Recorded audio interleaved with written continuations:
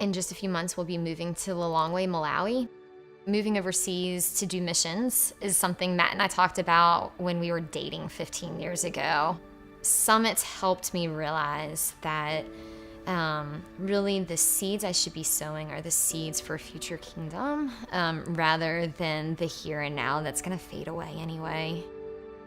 As a mom, that was scary for me to think about raising my kids in a developing country. And so I needed to connect with some of our summit missionaries on the field who are also parents and talk to them and say, like, hey, this is what I'm thinking. These are my fears, and have them look me in the eyes and say, yeah, man, it's hard, but Jesus is worth it.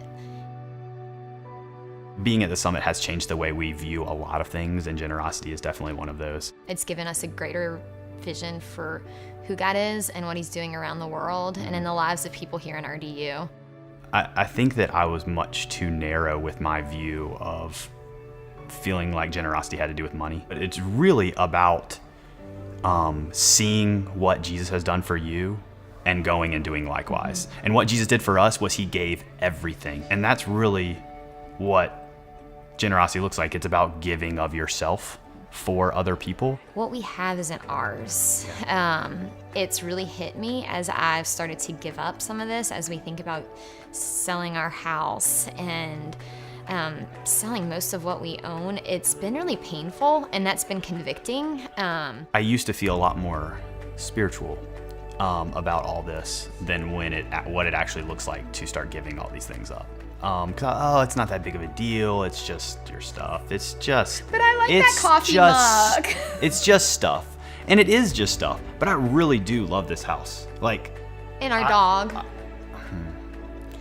We're having to give up our dog, and that's really sad for us. And it's these good earthly things. Good. They're good things. They're good things, but God's saying, would you give up this good thing for me? And we're saying, man, that hurts a lot. Let me think about it. All right, sure. I need to be reminded over and over that, Lord, you are worth it.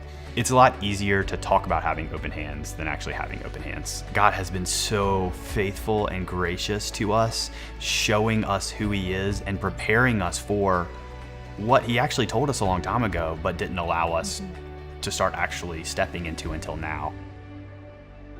And I'm thankful that God is showing us what that actually looks like right now. We know the Lord has been working in our lives and at the summit. And it's hard for me to leave that, because I think I've believed the lie that the work of the Lord is limited to a church, to our church.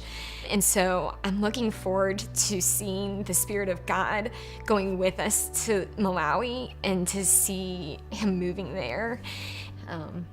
Dang it, I made it almost through this whole time without crying.